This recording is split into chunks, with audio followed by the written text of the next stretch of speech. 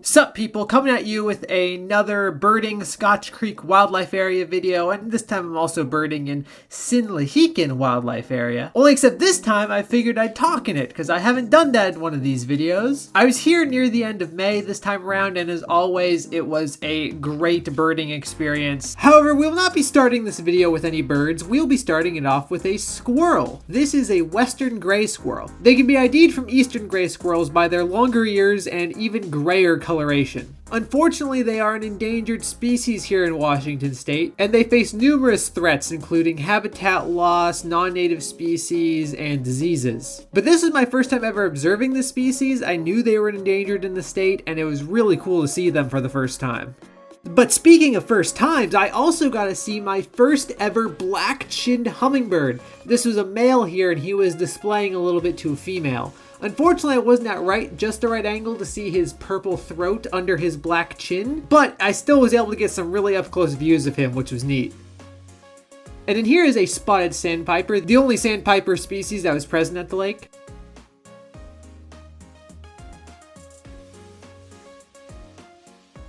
And then here's a California quail, and unfortunately this guy's got a wet top knot. I don't actually really know what that's called, but I'm going to call it a top knot. And then there was also a whole family of Canada geese. I'm assuming this was two families just because of how many chicks there were, but there were only 3 adults, which was interesting. I don't know if something happened to one or it flew away or what. Oh, and also while I was there, I was able to get some really amazing views at a pair of Barrow's goldeneye, though the female wasn't always there for some reason. Barrow's goldeneye, which scientific name is Bucephalia islandica, which roughly translates to Iceland's bullhead, is a species of diving duck that's closely related to the common goldeneye. So closely related that the females of the two species can look almost identical with each other, such as the female that was hanging out with this male. Oftentimes, females of this species will have a all-orange bill, which can differentiate them from common goldeneyes, but not always, and this one in particular looked a lot like a common goldeneye, which is why female goldeneyes cannot always be ID'd to 100% confidence. But males can be distinguished from common goldeneyes by their larger forehead and their more crescent-shaped white patch in front of their eyes, whereas a common goldeneye just has like a circle. This species is mostly found in northwestern North America, where about 90% of the population resides, but it can also be found in eastern Canada and Iceland. And they nest in trees like wood ducks, which is pretty cool. It was really cool to get a watch of these birds. I love goldeneyes. I love Barrow's goldeneyes in particular. And so getting to watch this pair for a while right along the water line was a really cool thing to see. But then the next day I moved from Concanelli Lake up to Blue Lake, where I saw a whole bunch of different bird species, including this yellow warbler, which was super cooperative. It was just hanging out in like one spot, and I could see it. It was fairly close. It was only like 15 feet away. Yellow warblers are so pretty, but I often don't really get good views of them because, you know, they're a warbler and they're kind of bouncing around a lot. So it was awesome to actually get to like watch one for a while.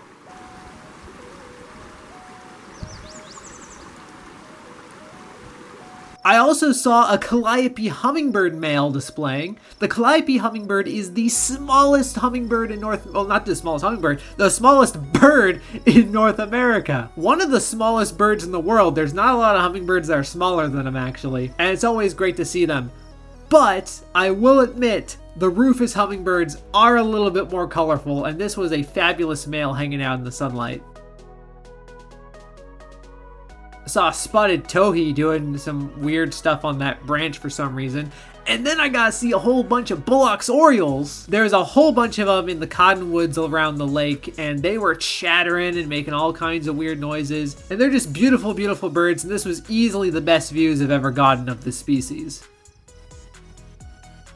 But speaking of some of the best views I've ever gotten of a species, I was just hanging by a little bush watching the Bullock's orioles when a ruby-crowned kinglet came right up into the bush and was just hanging out in it for a long time. And I got to see it at super close range. And then some Wilson's warblers came and joined it, and I was able to get some good footage and pictures of them. It was so cool. I've never gotten to be so close to these species before, and I was just hanging out. They were just in the bush right next to me. They knew I was there. They didn't really care. And it lasted like 15 minutes. It was an awesome experience.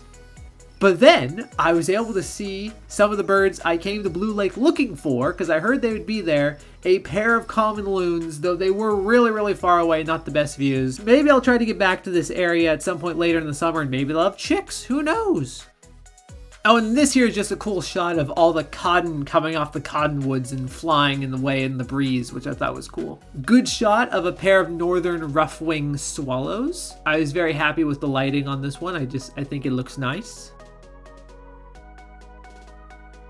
This was a surprise. This was at Hess Lake the next day. Peregrine falcon, was not expecting to see one there. This is the first time I've ever been able to get footage of one. Epic find. And then this right here is a gopher snake, which unfortunately was being bugged by an ant.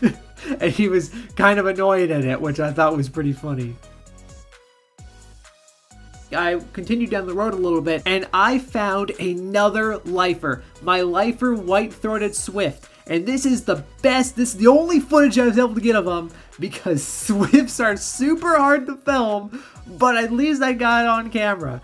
Also at Hess Lake, there was a bunch of coots that were being cootie. They were cooting around, that's what they were doing.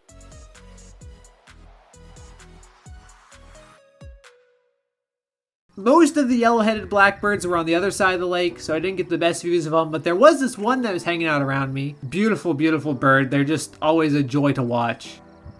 And then a wild surprise golden eagle made an appearance, which was cool.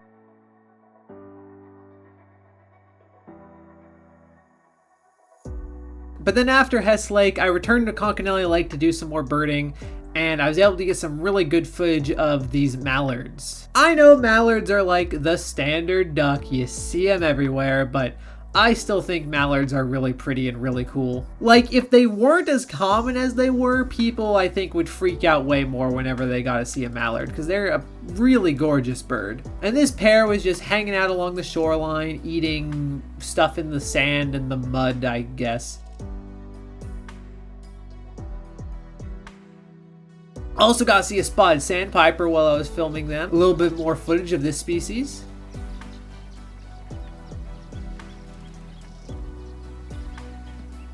And to finish that day off, some great views at a killdeer. I'd like to thank everyone for watching this video. I hope you enjoyed it. And I know I didn't really film myself in this video at all, but I hope my commentary was fun. And if you don't like it, well then let me know and I'll give you more videos without my commentary like this. Anyways, hope you all have a good rest of your day. See ya.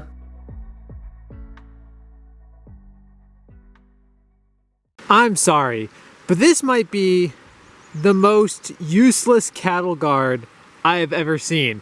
Ha ha ha! The cows will never be able to cross this road. You know, it's not like they can walk through that stream. Like, no, we've got them. They're stuck on this side. They'll never get through.